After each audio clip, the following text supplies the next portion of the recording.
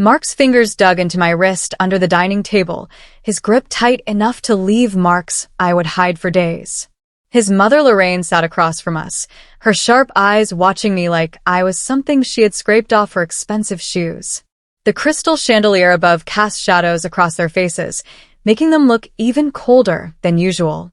"Anna, dear," Lorraine said, her voice dripping with false sweetness. "Perhaps you should clear the plates now. That is what you do best, isn't it? Serving others." I started to stand, but Mark's grip tightened. He leaned close to my ear, his breath hot against my skin. "Keep quiet. Obey. Don't embarrass me tonight." My throat closed. I had heard these words so many times over the past 8 years that they had become a mantra, a prison I carried inside myself. I was 34 years old, and I had forgotten what my own voice sounded like when it disagreed with anything. I opened my mouth to respond, to say something, anything, when the front door opened. Footsteps echoed through the hallway. Mark's hand jerked away from my wrist. Daniel walked into the dining room, my younger brother, and his face darkened immediately as he looked between Mark's guilty expression and my pale face. "Is this how he treats you, Anna?" The silence that followed Daniel's question felt like glass about to shatter. Mark recovered quickly, standing up with that practiced smile he used on clients and business partners. His hand moved to my shoulder, a gesture that would look affectionate to anyone who didn't know better. "Daniel, what a surprise," Mark said smoothly. "We weren't expecting you until next week. My name is Anna Foster, I'm 34 years old, and I'm from Columbus, Ohio. If you're watching this story unfold, please subscribe to this channel for more fascinating stories like this one. What I'm about to tell you changed everything I thought I knew about my marriage, my family, and myself." Daniel ignored Mark's outstretched hand. His eyes, the same green as mine, stayed fixed on my face. He was 28, 6 years younger than me, and had been working overseas for the past 3 years. I hadn't realized how much I missed having someone on my side until this moment. "I came early because of some paperwork I found," Daniel said quietly. He pulled a folder from his bag and set it on the table between the half-eaten meal. Financial documents with Anna's name all over them. Strange ones. Mark's smile flickered. Lorraine, who had been silent, suddenly spoke up. "Daniel, this is hardly the time for business discussions. We're having a family dinner." "That's exactly why this is the perfect time," Daniel replied. His jaw was set in that stubborn way I remembered from our childhood. "Anna, you legally own something you don't even know about." After Daniel's announcement, Mark insisted we continue dinner like nothing had happened. But the folder sat on the corner of the table like a bomb waiting to explode, and I couldn't take my eyes off it. Lorraine made polite conversation about the weather and her garden club, but her hands trembled slightly as she lifted her wine glass. I spent the rest of the meal in silence, which wasn't unusual. I had grown quiet over the years, my voice getting smaller and smaller until it barely existed at all. Mark had a way of making me feel stupid whenever I spoke, correcting me in public, laughing at my opinions, cutting me off mid-sentence. Eventually, I just stopped trying. It hadn't always been this way. When we met 10 years ago at a hospital fundraiser, Mark had seemed charming and successful. He ran a commercial real estate company, drove an expensive car, and took me to nice restaurants.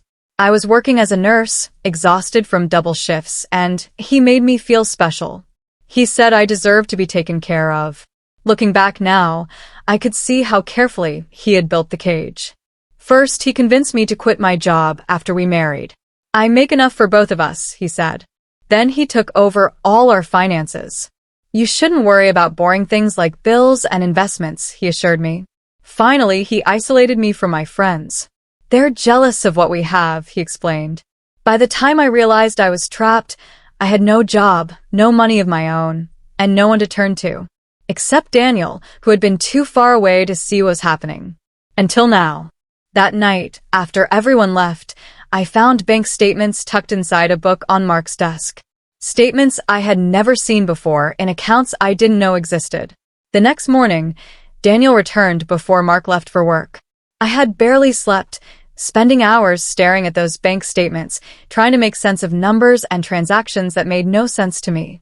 Mark had been furious when he found me in his office, snatching the papers from my hands and shouting that I had no business going through his private things. Your private things? I had whispered, but some of these accounts have my name on them. He had grabbed my shoulders then, his face inches from mine. You don't understand business, Anna. You never did. That's why I handle everything. For us. For our future. Now Daniel sat at the kitchen table while Mark stood by the counter, his coffee cup gripped too tightly in his hand. Lorraine had somehow appeared as well, which wasn't unusual. She lived only 10 minutes away and treated our house like her own property. Let me explain this simply, Daniel said, spreading documents across the table. 6 years ago, Mark used your credit and your signature to secure a loan for a commercial property. A warehouse complex on the east side of town. It was for the family, Mark interrupted quickly. For our future. I couldn't get approved on my own credit at the time. The business had some temporary setbacks. Anna agreed to help. I stared at him. I don't remember signing anything like that. You did, Lorraine said firmly. You were probably just not paying attention, dear. You tend to be scattered. Daniel's jaw clenched. Whether she remembers or not isn't the point. The point is that deal is collapsing. The tenants are leaving, the property is worth less than what's owed, and Anna's name is on the deed and the loan. Over the next hour, Daniel explained everything in careful detail while Mark tried repeatedly to interrupt and redirect the conversation. The warehouse property was indeed in my name, or at least partially. Mark had somehow managed to make me a co-owner and co-signer on a massive loan without me fully understanding what I was agreeing to. Do you remember signing papers about 6 years ago? Daniel asked me gently. Maybe Mark told you it was for insurance or taxes or something routine? I thought back, my memory fuzzy. 6 years ago was around the time Mark's mother had been sick, before she recovered and became the sharp-tongued woman who now sat glaring at my brother. I remembered signing a lot of documents during that period, Mark rushing me through them while I was distracted and worried about Lorraine's health. He said it was estate planning, I whispered, in case something happened to his mother. He said I needed to be on some accounts for legal purposes.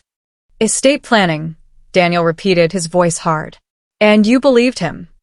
I trusted my husband, I said, my voice breaking. I trusted both of them. Lorraine stood abruptly. Daniel, you're upsetting your sister over nothing.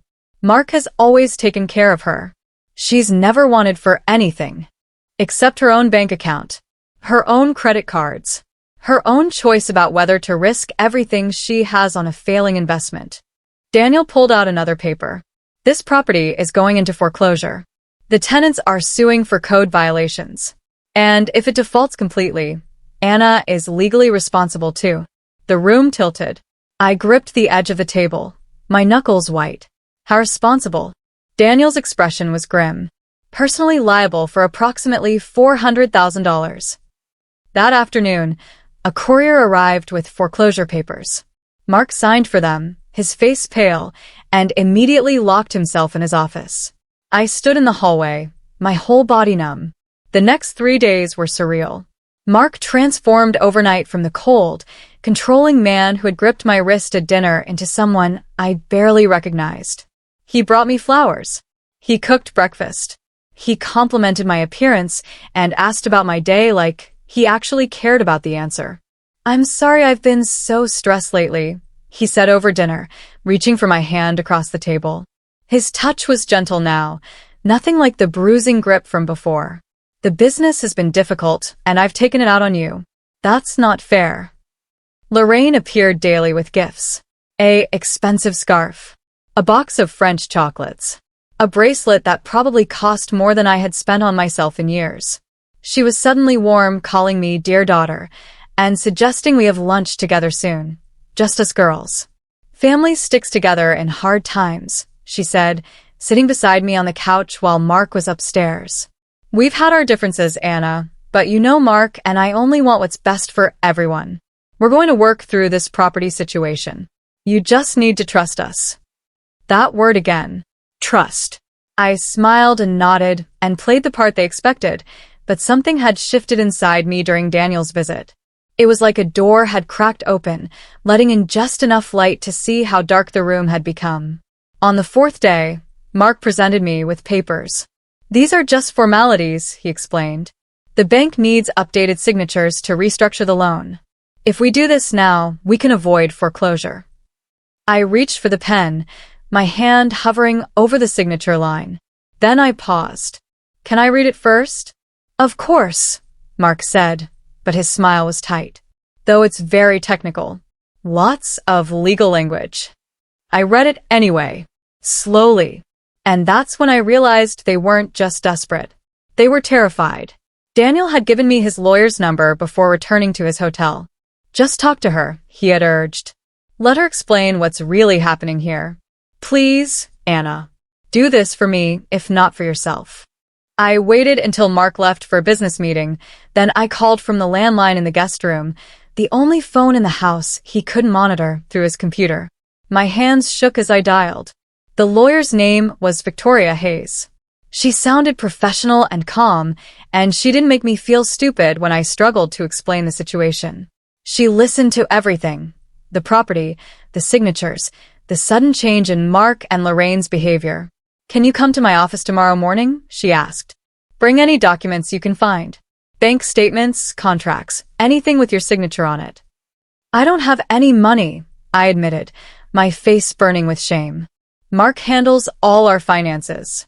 "That's why you need to come in," Victoria said gently. "The first consultation is free. After that, we'll figure something out."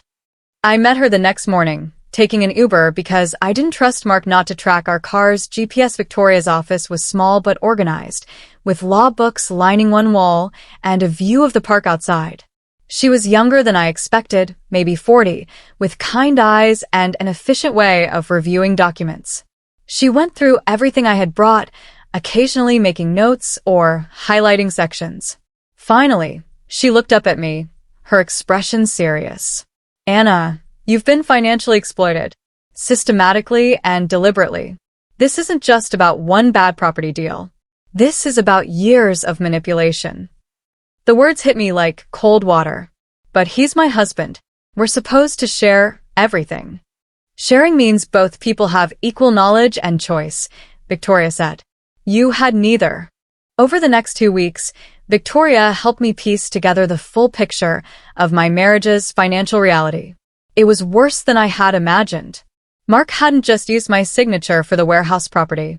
He had opened credit cards in my name, taken out personal loans using my credit score, and listed me as a guarantor on multiple business debts. "Your credit is destroyed," Victoria explained, showing me reports I had never seen. "Late payments, maxed out accounts, judgments against you for debts you probably didn't know existed. Meanwhile, Marcus kept his own credit pristine by putting everything risky in your name." I felt sick. How did he do all this without me knowing? "You gave him permission when you signed those documents 6 years ago. And probably other times too. He's been careful to stay just inside legal boundaries, always having you sign something, even if he misrepresented what you were signing. That's the gray area we're dealing with. It's unethical and manipulative, but proving it was fraudulent is difficult." "So, I'm just stuck?" Victoria smiled slightly. "I didn't say that. I said it's difficult. Not impossible." She pulled out a particular document from the pile, one that Mark had made me sign during Lorraine's illness. "This one is different. Look at the signature line. It says Anna Foster, managing partner. Not co-signer. Not guarantor. Partner." I stared at the paper. "What does that mean?" "It means when Mark set up his current company structure, he made you an actual partner. Probably to get better tax treatment or to shield assets. But what he didn't realize is that this gives you legal control over major business decisions. Without your consent, he can't refinance, sell properties, or take on new debt above certain thresholds." For the first time in weeks, I felt something other than fear. "He doesn't know I know this, does he? Based on how he's been treating you?" "No. I don't think he does." Victoria explained that Mark's business was built like a house of cards. He had leveraged everything. Mortgages on properties he claimed were worth more than they actually were, loans that depended on rental income that was disappearing as tenants left, and investments that existed mostly on paper. He's been robbing Peter to pay Paul for years, she said, using new debt to cover old debt. It works until something disrupts the pattern. In this case, that warehouse property failing started a chain reaction. And, because my name is on everything, you go down with him. Unless we act first. The plan Victoria outlined was both simple and terrifying. As a managing partner in Mark's company, I had the legal right to access all business records and to approve or deny major financial decisions. What Mark needed now, desperately, was to refinance several properties to avoid a cascade of foreclosures. But he couldn't do that without my signature. We file a protective claim first, Victoria explained. It's a legal document that establishes your rights as a partner and freezes major asset transfers until certain disclosures are made. It doesn't accuse anyone of anything illegal. It just says that as an equal partner, you have the right to full information before approving any new debts or sales. Won't that make him angry? Victoria looked at me seriously. Anna, he's going to be angry no matter what you do. The question is whether you're going to protect yourself while he's angry, or let him drag you down while trying to keep him calm. I thought about 8 years of keeping him calm. 8 years of keeping quiet. 8 years of making myself smaller and smaller until I barely existed. File it, I said. The next afternoon, Mark received notification of the protective filing from Victoria's office. I was in the kitchen when he came home early, his face red with fury. Mark didn't yell at first. That would have been easier somehow. Instead, he was cold and controlled, which was worse. He found me in the kitchen and stood in the doorway, the legal papers crumpled in his fist. What did you do? His voice was quiet, almost conversational. Tell me exactly what you did. I had practiced this with Victoria. Stay calm. Don't apologize. State facts. But my hands still shook as I turned to face him. I hired a lawyer to help me understand our financial situation, I said, keeping my voice steady. That's all. That's all. He laughed, but there was no humor in it. You filed a legal claim against me. Against us. Against our business. Against our business that I apparently own half of, I replied. That part was news to me. I did that to protect you, he snapped. To give you security. And this is how you repay me? By letting your brother fill your head with paranoid nonsense. Daniel showed me documents with my name on them. Documents you never fully explained. Mark moved closer, and I instinctively stepped back. He noticed, and his expression shifted to something like hurt. You're afraid of me now? After everything I've done for you? I gave you this house, this life. You had nothing when I met you. I had a job. I had friends. I had my own bank account. You had a miserable nursing job that was killing you with exhaustion, he corrected. You were broke and tired, and I saved you from that. Now you want to destroy everything because Daniel convinced you I'm some kind of villain. For the first time in years, I felt a spark of anger instead of fear. You put my name on debts without telling me what I was signing. You ruined my credit. You made me responsible for hundreds of thousands of dollars in loans I never agreed to take on. How is that saving me? His face went pale, then red. You ungrateful. He stopped himself, breathing hard. Fine. You want to understand the business? I'll explain everything. But you need to cancel this protective filing first. It's making the banks nervous. It's making everyone nervous. No. The word hung in the air between us. I had said no to Mark maybe 5 times in 8 years. Each time had resulted in days of silent treatment or lectures about how I didn't understand the real world. What did you say? I said no. The filing stays until I understand exactly what I'm responsible for. After that confrontation, Mark barely spoke to me for 3 days. Lorraine, however, increased her visits. She would appear at our door unannounced, always with some excuse. She was in the neighborhood. She wanted to drop off leftovers. She needed to borrow a serving dish. On the 4th day, she arrived with more papers. Anna, dear, I need your help with something. She sat down at the kitchen table without being invited, spreading documents in front of her. It's about my estate planning. Just some updates to make sure everything is in order. I looked at the papers cautiously. They appeared to be about Lorraine's assets and properties, nothing to do with Mark's business. But after everything that had happened, I had learned to read more carefully. What do you need from me? Just your signature as a witness on a few pages, Lorraine said smoothly. And there's one document where I'm naming you as a backup executor in case something happens to Mark. It's just a precaution, but the lawyer said I needed your consent. The papers looked legitimate. Official letterhead, legal terminology, multiple copies. I started to reach for the pen she offered, then paused. Can I have my lawyer look at these first? Lorraine's smile froze. Your lawyer? Anna, these are my personal estate documents. They have nothing to do with your property disputes with Mark. Then you won't mind if Victoria reviews them quickly, just to make sure I understand what I'm signing. That's insulting, Lorraine said, her voice hardening.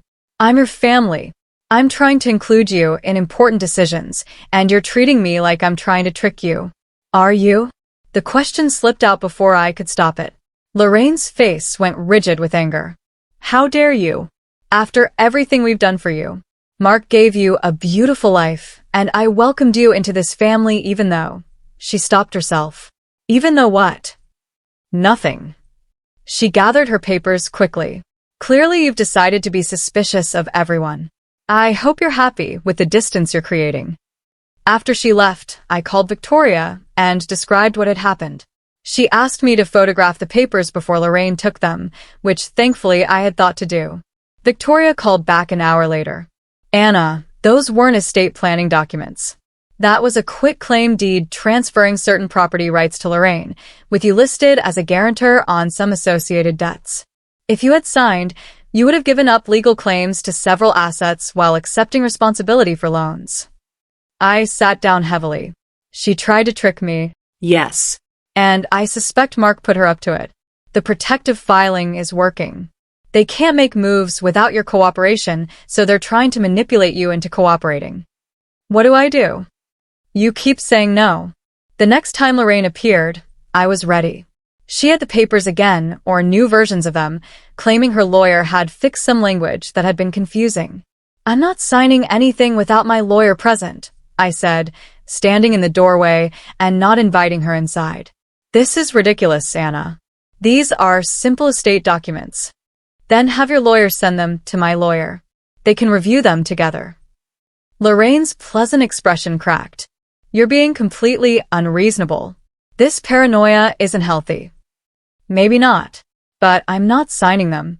She stared at me for a long moment, and I saw something in her eyes I had never noticed before. Fear.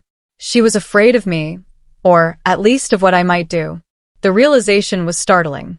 You're making a terrible mistake, she said finally. You're destroying this family over nothing. If it's nothing, then me not signing shouldn't matter. After she left, I felt shaky but also strangely powerful. I had stood my ground twice now. Twice I had said no and survived it. That evening, Mark came home late. I was in bed, pretending to read, when he entered our bedroom. He sat on the edge of the bed, his shoulders slumped in a way that looked defeated. Anna, we need to talk. I'm listening. I know I haven't been fair to you. I know I've made decisions without including you, and that was wrong. He turned to look at me, and his eyes were red-rimmed. But you have to understand the pressure I'm under. The business is failing. If we don't act fast, we're going to lose everything.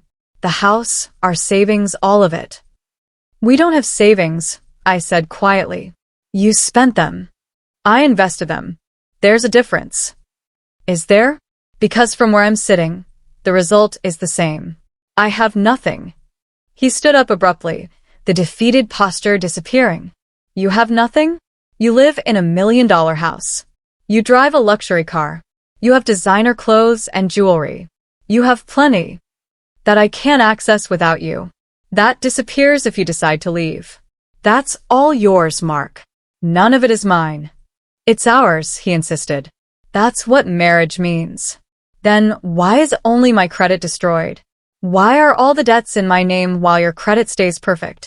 If we're truly sharing, why am I the only one taking the risk? He stared at me, and I saw the moment he realized I understood more than he had thought. His expression shifted from frustrated to calculating. "The protective filing expires in 90 days, he said coldly. "After that, I can move forward without you. And I will.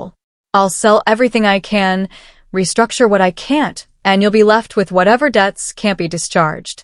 If you want to protect yourself, you'll cooperate now, while I can still save something." Is that a threat?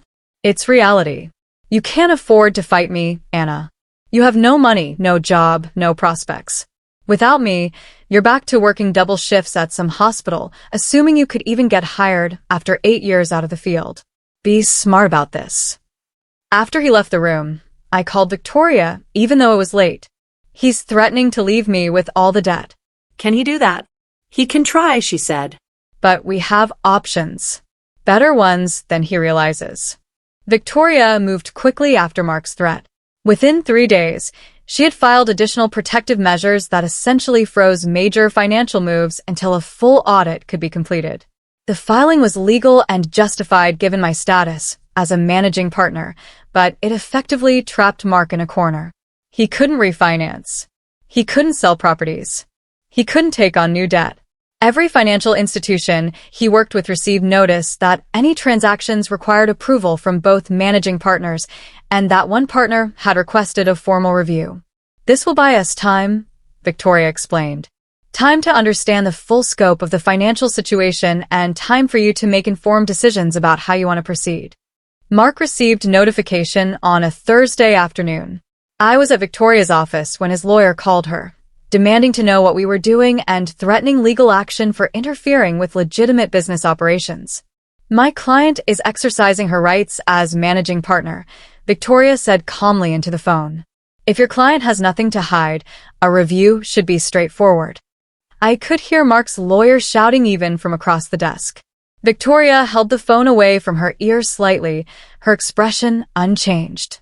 When the tirade ended, she simply said, "Any further communication should be in writing," and hung up. "He's going to be furious," I whispered. "He already is. The question now is what he'll do about it." We found out that evening. Mark came home while I was making dinner, something I still did out of habit, even though the domestic routine felt increasingly surreal given everything else happening. He walked into the kitchen, his expression dark. "You froze the business. Do you understand what you've done?" "I asked for an audit," I corrected. "As is my legal right." "Your legal right?" He laughed harshly. "You don't know the first thing about that business. You can't even balance a checkbook. That's because you never let me try. You took over everything, made me financially illiterate on purpose, so I'd be dependent on you. Well, now I have a lawyer who does understand, and she's explaining everything to me." Mark grabbed my arm, not painfully, but firmly. "Listen to me carefully. If this audit goes through, it's going to reveal certain things. Financial strategies that might look questionable to outsiders, but are perfectly legal. The problem is your name is attached to some of those strategies. If anyone decides to make an issue of them, you're going down with me. Do you understand?" I pulled my arm away. "Are you saying you've done illegal things using my name?" "I'm saying business is complicated, and sometimes the line between aggressive strategy and legal risk is thin. I've always stayed on the right side of that line. But if you bring in auditors and lawyers who don't understand, they might see it differently. Then maybe you should have thought about that before you put my name on everything." He stared at me like I was a stranger. "Who are you?" "This isn't the woman I married." "No," I agreed. "The woman you married trusted you. She believed you were protecting her. She thought love meant accepting whatever you said without question. That woman is gone." The meltdown happened 3 days later. Mark's business partner, a man named Vincent who I had met only a handful of times, requested a meeting with both of us. He came to the house on a Saturday afternoon, his expression grim. "I've been served with notice of the protective filing and audit request," Vincent said, sitting in our living room with his lawyer beside him. "I need to understand what's happening here." Mark immediately tried to control the narrative.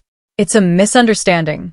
Anna's brother got her worried about some financial details, and she overreacted. We're working it out. It's not a misunderstanding. I said, surprising everyone including myself with how firm my voice sounded. I discovered that my name is on numerous business debts and properties that I was never fully informed about. I have a legal right to understand my exposure before agreeing to any new obligations. Vincent looked between us, then focused on Mark. You told me Anna was a silent partner, that she didn't involve herself in business operations. She doesn't, Mark said quickly. This is unusual circumstances. Is it true you put personal debts in her name without her full knowledge? Vincent asked. Mark's face flushed. That's an oversimplification. Anna signed everything. The fact that she didn't read carefully isn't my fault. Actually, Vincent's lawyer interjected, if documents were misrepresented at signing, that could constitute fraud, which would make Mrs. Foster a victim rather than a willing participant. The room went silent. Mark looked like he wanted to climb across the coffee table and strangle his business partner. Are you saying I committed fraud? Mark's voice was dangerously quiet. I'm saying, Vincent said carefully, that I need to protect my own interests. If this audit reveals financial irregularities, I want to clear that I wasn't aware of how you were using Anna's partnership status. I thought she was a knowing participant in all business decisions. She was, Mark insisted. I wasn't, I said. I signed papers I was told were routine or necessary, often while dealing with family stress. I never attended business meetings or reviewed financial reports. I didn't even know I was a managing partner until 3 weeks ago. Vincent stood up. Then we have a problem. Because if Anna wasn't a knowing participant, then certain tax filings and loan applications we submitted might be fraudulent. And I'm not going down for that. After Vincent left, Mark turned on me with a fury I had never seen before.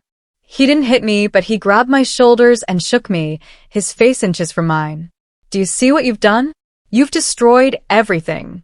Vincent is going to protect himself by throwing me under the bus, and it's all because you couldn't just trust me. Lorraine, who had arrived moments after Vincent left as if summoned by telepathy, tried to intervene. Mark, calm down. Anna, stop this nonsense. You're being ungrateful and heartless. Mark has always taken care of you. He's been stealing from me, I said, my voice shaking, using my identity to hide his business failures. That's not stealing, Lorraine snapped. You're married. Your resources are his resources. That's how marriage works. No, I said, something breaking loose inside me. That's not how marriage works. That's how exploitation works. Mark released me and stepped back, breathing hard. Then, in a voice that almost sounded broken, he admitted it. I needed your credit, okay? Mine was already maxed out from the last venture that failed. The banks wouldn't lend to me anymore, but they'd lend to you. Your credit was perfect. So yes, I used it. But I was going to fix everything. I was going to pay it all back once the next deal came through. But the next deal never came through, did it? I asked. They never do. You just keep piling debt on debt, always promising it'll work out tomorrow. He didn't answer. He just walked out, leaving me alone with his mother. Victoria had been clear about the importance of documentation. Anything he admits, anything Lorraine says, anything that reveals the truth about how decisions were made, you need to record it if possible. I had been hesitant about this, feeling like recording conversations was a betrayal even after everything Mark had done.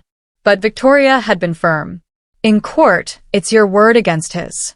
And he's had 8 years to build a narrative where you're incompetent, and he's been protecting you. You need evidence of the truth. So I had started keeping my phone in my pocket with a voice recording app running during every interaction with Mark or Lorraine. It felt sneaky and wrong, but it also felt necessary. The recordings captured everything. Mark admitting he needed my credit, Lorraine saying that my resources belonged to Mark by default, the threats about leaving me with all the debt, the admission that he had put my name on documents I didn't fully understand. Victoria listened to them in her office, making notes. These are good. Very good. In context with the documents we already have, they establish a clear pattern of financial abuse and manipulation. Can we use them in court?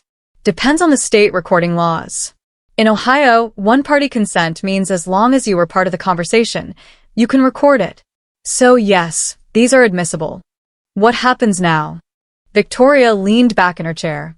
Now we shift from defense to offense. Mark thinks he's pressuring you to give in. Instead, we're going to show him that you have leverage he didn't know existed. She pulled out a document. This is a business dissolution proposal. Based on your partnership status, you have the right to force a review of company operations and, if necessary, to exit the partnership. If you exit, Mark would be forced to buy out your share at fair market value, or the company would have to be liquidated. But the company is failing. What would my share be worth? On paper? Not much. But here's what Mark doesn't realize. Several of the properties are actually worth more than he's been claiming. He's been undervaluing them to avoid taxes and to make the business look worse than it is. If we force a real valuation, your share could be substantial. And more importantly, the process of dissolution would expose all his financial manipulations. He'll fight it. Of course he will. But here's the thing, Vincent is already getting nervous. If we approach him with evidence of Mark's admissions and the recorded conversations, Vincent might choose to side with you rather than go down with Mark. The approach to Vincent was delicate. Victoria arranged a meeting with just Vincent and his lawyer, without Mark present. We met in Vincent's office, a modern space with glass walls and expensive furniture that spoke to the success Mark had always claimed they were achieving. Thank you for meeting with us, Victoria began. We wanted to discuss the business situation directly, as fellow partners, without the complications of marital dynamics. Vincent nodded carefully. I'm listening. Victoria presented copies of the recordings and documents, carefully edited to protect my privacy while exposing the relevant facts. Vincent's expression grew darker as he listened to Mark's admissions. He told me Anna was fully informed, Vincent said finally, that she chose to be a silent partner. If I had known he was manipulating her signature, you'd be in a difficult position, Victoria finished. Which is why we wanted to talk to you first. Anna doesn't want to destroy the business. She just wants to protect herself from Mark's financial mismanagement. What are you proposing? Anna is willing to sign off on a business reorganization that removes Mark from operational control. You would become the managing partner. Anna would retain her ownership percentage, but remain silent. And Mark would be bought out at a reduced rate given the current financial situation. Vincent looked at me. You can actually do that. Based on the partnership agreement and given Mark's documented manipulation, yes, Victoria confirmed. But it would require your cooperation.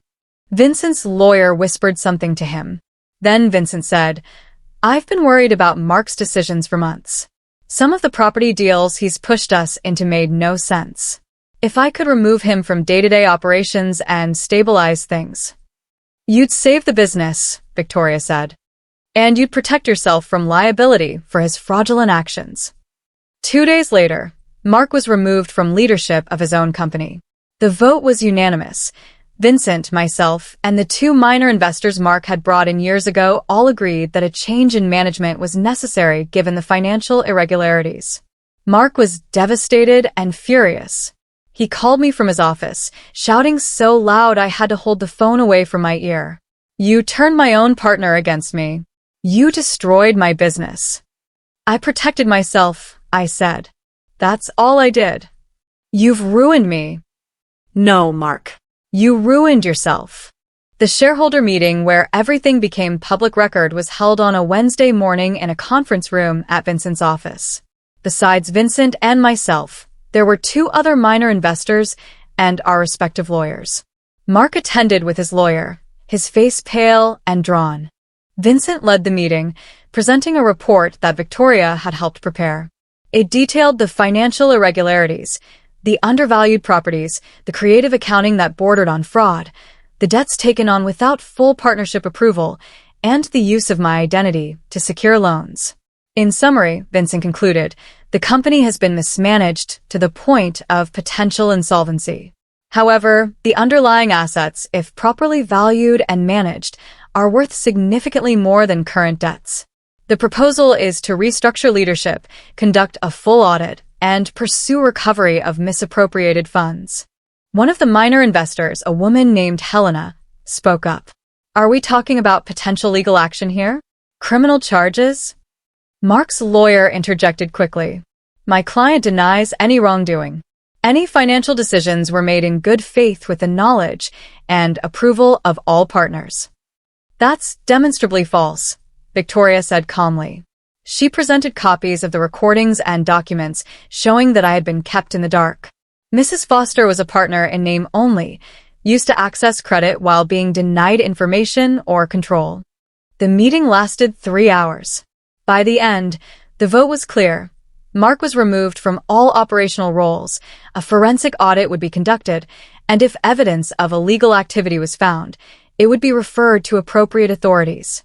Mark sat frozen through the final vote, his lawyer whispering urgently in his ear. When it was over, he stood slowly and looked at me across the table. I hope you're happy, he said, his voice cold. You've destroyed everything I built. You destroyed it yourself, I replied. I just stopped letting you take me down with you. Within a week, Mark was facing lawsuits from creditors who had learned about the company's real financial situation. The undervalued properties, once properly assessed, revealed that Mark had been hiding assets while claiming poverty. It looked exactly like what it was: fraud. Lorraine appeared at my door 3 days after the shareholder meeting. I had been expecting her, and I had Victoria on standby via phone in case things escalated. We need to talk, Lorraine said, pushing past me into the house without invitation. About what?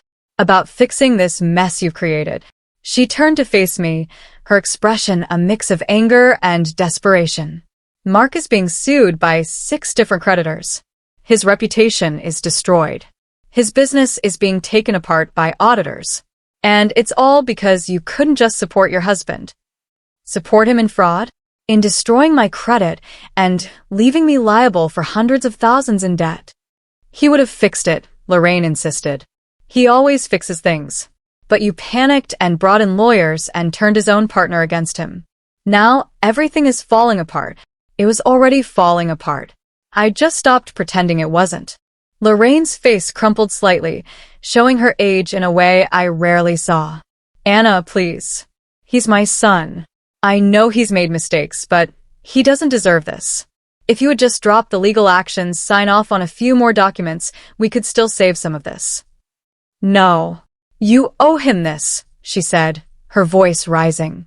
He gave you everything. A home, a life, status. You were nobody, and he made you somebody. Something snapped inside me. Years of accepting her subtle insults, her implications that I wasn't good enough, her treatment of me as an accessory to her son's life rather than a person in my own right. All of it came flooding up. I was somebody before Mark, I said, my voice shaking but strong. I was a nurse. I saved lives. I had my own apartment, my own car, my own money. I had friends and hobbies and a future. Mark didn't give me a life. He took mine away and replaced it with his performance, where I played the grateful wife while he stole my identity to cover his failures. How dare you? No. How dare you? I stood straighter, feeling my spine strengthen. You raised a man who thinks women exist to serve him. You taught him that manipulation is love and control is care. And you've spent years making me feel small, so I wouldn't notice what he was doing. Well, I notice now. And I'm not going back to being quiet. Lorraine stared at me, shocked into silence. Then her expression hardened into something cold and cruel. You're going to regret this. When Mark is gone, and you're alone with nothing, you'll remember that you had a family and threw it away. If this is family, I said, I'm better off alone. After she left, I sat down on the couch and cried, not from sadness but from release. I had stood up to her. Finally. And the world hadn't ended. Filing for legal separation was surprisingly straightforward. Victoria had prepared all the paperwork, and I signed it on a Tuesday morning in her office. The document outlined my reasons: financial abuse, fraud, manipulation, and the complete breakdown of trust. This isn't divorce yet, Victoria explained. Separation gives you legal protection and establishes that you're no longer responsible for debts Mark incurs from this point forward.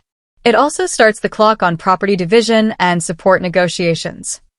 Will I have to see him in court? Eventually, yes. But not immediately.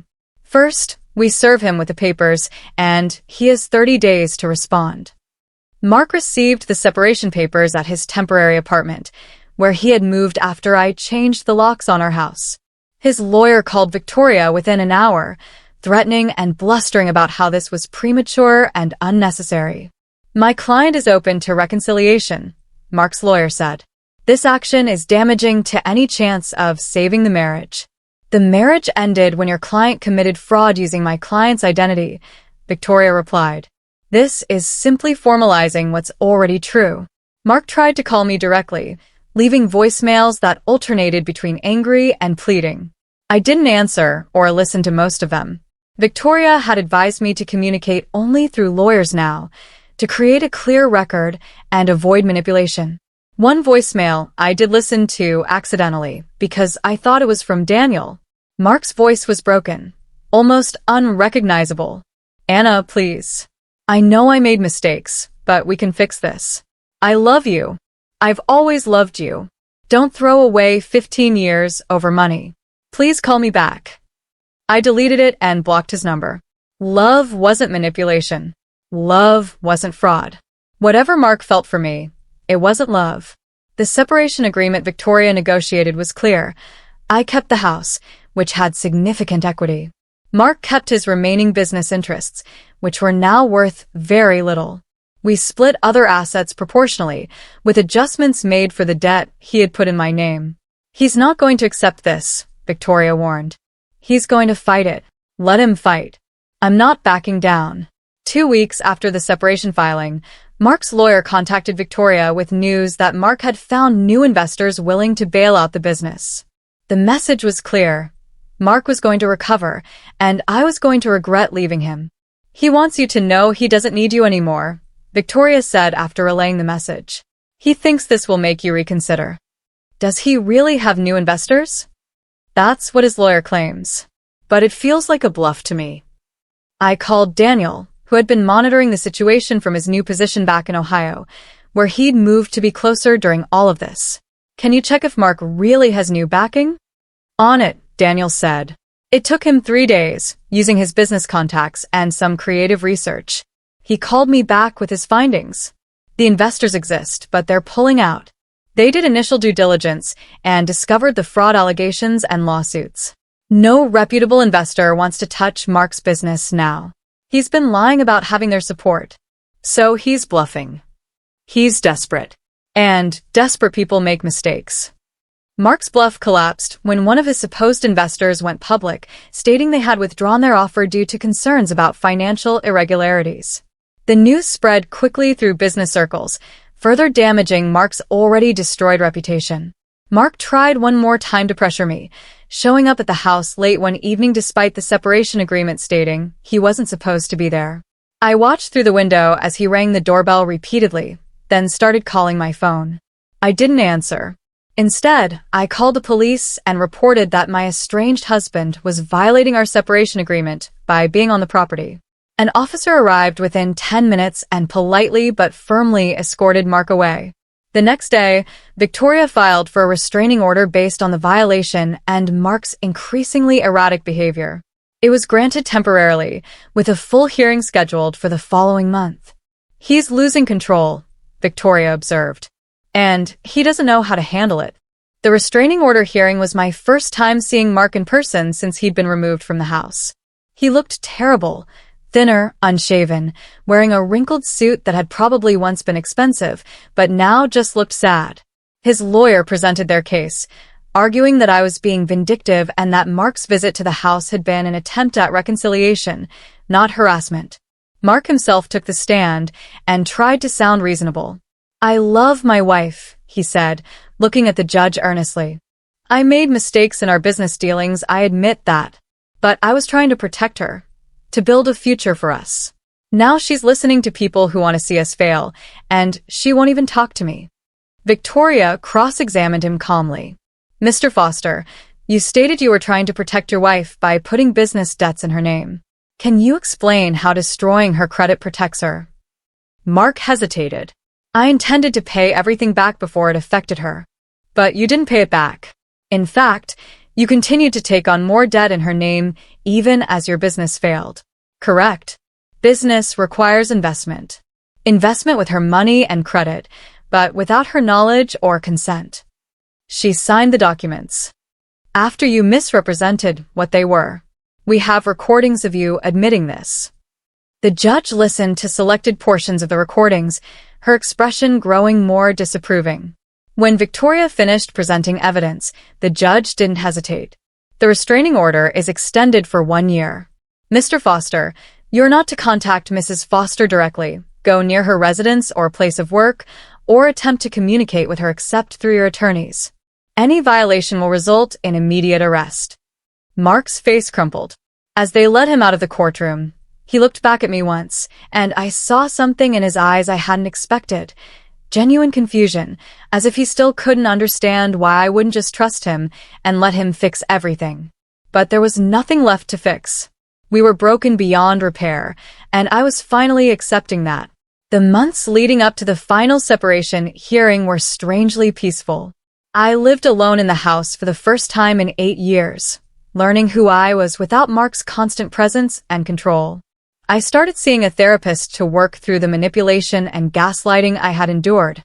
I reconnected with friends I had lost touch with during my marriage, and I started thinking about what came next. Victoria prepared me thoroughly for the final hearing. Mark's lawyer is going to try one last emotional appeal, she warned. He'll claim he's changed, that he understands now, that he wants another chance. Don't let it sway you. I won't. He may also try to make you feel guilty about his current situation. The failed business, the lawsuits, the damaged reputation. He'll imply or outright state that it's your fault. Is it? I asked, voicing a fear I had carried for weeks. Victoria looked at me seriously.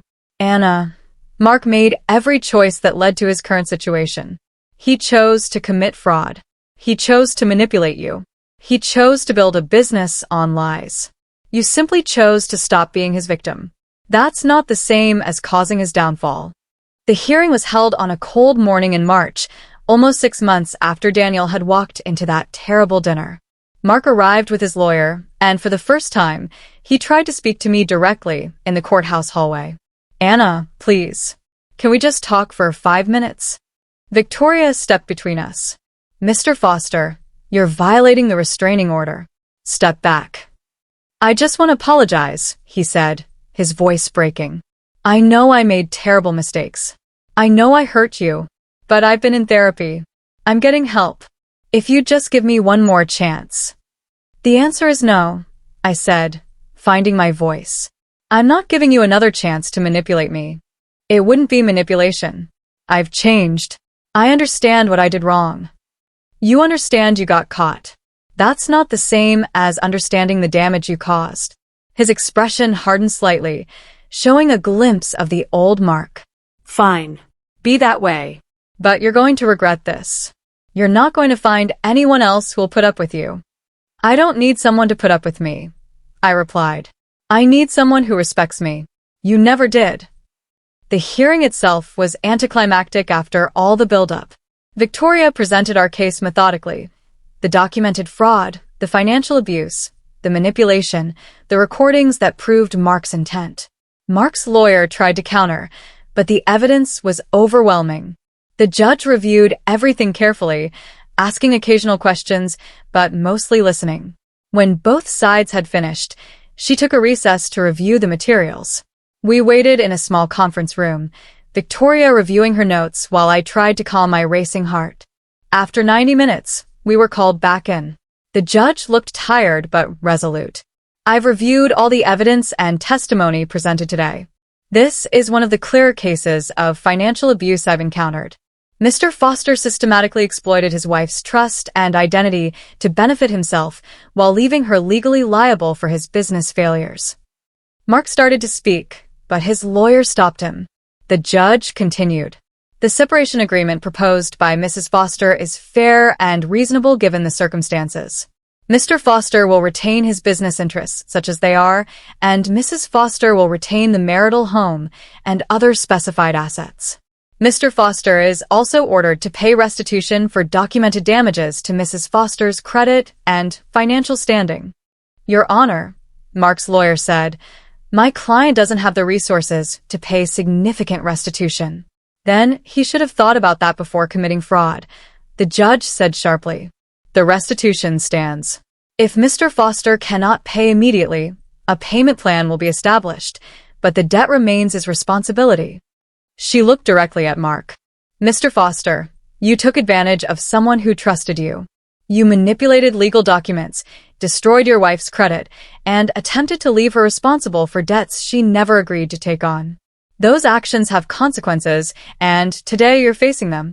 Mark sat silently, his face pale. This separation is granted. The division of assets stands as proposed. Mr. Foster will have 30 days to remove any remaining personal belongings from the marital home, supervised and coordinated through attorneys. The restraining order remains in effect. The gavel came down, and it was over. The aftermath unfolded over the following months. Mark's business eventually filed for bankruptcy, unable to recover from the combination of lawsuits, damaged reputation, and Vincent's decision to distance the company from Mark's previous dealings. Mark himself ended up working for a former competitor in a junior position, his dreams of business ownership destroyed. Lorraine I saw only once more at a grocery store. She looked older, diminished somehow. She started to say something as we passed in an aisle, then stopped and walked away. I felt nothing, no anger, no satisfaction, just indifference. Vincent kept me as a silent partner in the reorganized business, which slowly became profitable under his management. My share wasn't large, but it provided steady income while I figured out what came next. What came next surprised me. I started taking classes to update my nursing credentials, realizing that I missed the work more than I had admitted. I also discovered I had a knack for financial planning, all those hours studying my own exploitation having taught me more than I expected. I eventually started a small consulting business, helping other women understand their financial rights in marriage. Daniel became one of my closest confidants, our relationship strengthened by everything we'd been through. I'm sorry I didn't see it sooner, he said once. I should have noticed how he treated you. You were working overseas. And I hid it well. I hid it from myself. 9 months after the separation, I attended a family gathering at Daniel's new house. It was small, just him, his girlfriend, a few cousins, and me. We sat around his dining table, laughing and talking, and someone asked my opinion on something political. I started to speak, then paused, waiting for the interruption that had become reflexive. But no one cut me off. No one told me I was wrong or that I didn't understand. They just listened. Sorry, I said, realizing I had stopped mid-sentence. I'm not used to people actually wanting to hear what I think. Daniel's girlfriend, Sophia, smiled gently. Well, we do.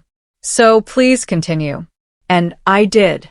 I spoke my mind, disagreed with someone respectfully, laughed at myself when I got a fact wrong, and participated fully in the conversation. It felt strange and wonderful, like using muscles that had atrophied. Later, as I was leaving, Daniel walked me to my car. You seem different, he said. Stronger. I feel different. It's like I'm discovering who I was supposed to become if Mark hadn't spent 8 years training me to be silent. I'm proud of you, he said. What you did, standing up to him, fighting back legally instead of just accepting it. That took real courage. I thought about that word, courage. For so long, I had thought courage meant enduring, surviving, staying quiet to keep the peace. Now I understood that real courage was speaking up, protecting yourself, refusing to accept being diminished. A year after that terrible dinner where Mark had gripped my wrist and told me to keep quiet, I stood in my own consulting office, small but professional, with my name on the door. I had just finished a session with a client, a woman in her 40s who reminded me of myself a year ago, scared, confused, drowning in financial manipulation she couldn't quite name. I don't know if I'm strong enough to leave, she had said, tears streaming down her face. You are, I assured her. I know you are because I was exactly where you are. And if I could do it, you can too. After she left, I sat at my desk and thought about the journey. Mark was now completely out of my life. The divorce had been finalized 3 months ago, the separation having made the transition straightforward. I heard through mutual acquaintances that he had moved to another state, trying to rebuild his reputation somewhere people didn't know his history. Lorraine I never heard from at all. Our relationship, such as it was, died completely the day I stood up to her. I didn't miss her. My credit was slowly recovering, the fraudulent debts discharged through bankruptcy proceedings that named me as a victim of Mark's fraud rather than a willing participant. My lawyer Victoria had become a friend, someone I met for coffee occasionally to discuss cases or just life. The house was truly mine now, every room redone to reflect my taste instead of Mark and Lorraine's. I had started dating cautiously, though nothing serious yet. I wasn't in a hurry. I was learning to be happy alone, which felt like its own form of healing. That evening, I attended a small gathering at a local restaurant, networking for my consulting business. Someone asked about my background, how I got into financial advising for women in difficult marriages. I lived it, I said simply. My husband spent years manipulating me financially, using my credit and identity while keeping me in the dark about our real situation. When I finally discovered the truth, I had to fight for everything: my assets, my credit, my independence. Now I help other women avoid what I went through, or escape it if they're already trapped. That must have been terrifying, someone said. It was. But it was also empowering. For the first time in years, I had to think for myself, make my own decisions, trust my own judgment. I had forgotten how to do those things. Learning them again changed my life. As I drove home later that night, I thought about Mark's last words in court, that I would regret leaving him, that I wouldn't find anyone who would put up with me. He had been wrong about so much, but especially about that. I didn't need someone to put up with me. I needed myself, strong and independent and unafraid. The next family gathering at Daniel's house happened a few weeks later. This time there were more people, cousins, friends, Sophia's family. We crowded around the table, passing dishes and talking over each other in the comfortable chaos of people who actually liked being together. At one point, someone made a joke at my expense, something gentle about me being the family's financial expert now. A year ago, I would have smiled tightly and said nothing, afraid to draw attention. Now I laughed and shot back my own joke, and everyone laughed with me, not at me. Later, as conversations swirled around the table, someone asked my opinion on a controversial topic.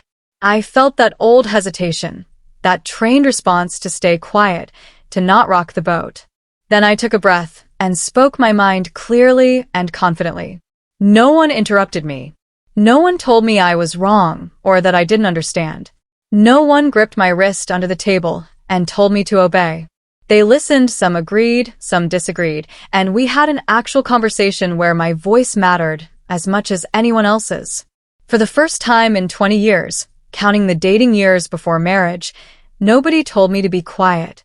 And I knew, with absolute certainty, that I never would be quiet again.